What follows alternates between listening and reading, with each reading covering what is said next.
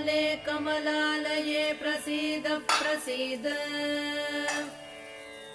श्रीं ह्रीं श्रीं ॐ महालक्ष्मी देव्यै नमः।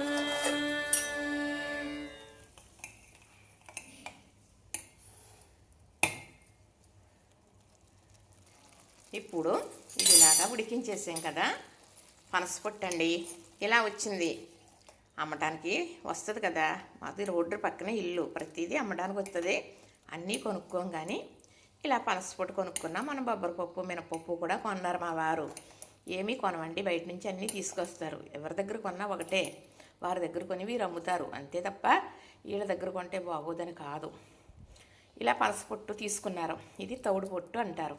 రేట్ ఎంతో తెలియదు కానీ తెచ్చిన వెంటనే పనసపొట్టు ఫ్రిడ్జ్లో పెట్టకుండా ఇలా ఉడకబెట్టేసి చక్కగా ఈ చల్లారిగా గట్టిగా పిండేసి ఓ బాక్స్లో పెట్టేసి ఫ్రిడ్జ్లో పెట్టేస్తే మీరు రేపైనా వండుకోవచ్చు, ఎల్లుండైనా మూడు రోజుల తర్వాత అయినా కూడా వండుకోవచ్చు.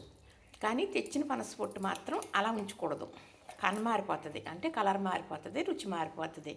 అది బాగోదు, అసలు పనసపొట్టుకుండే రుచి రాదనమాట.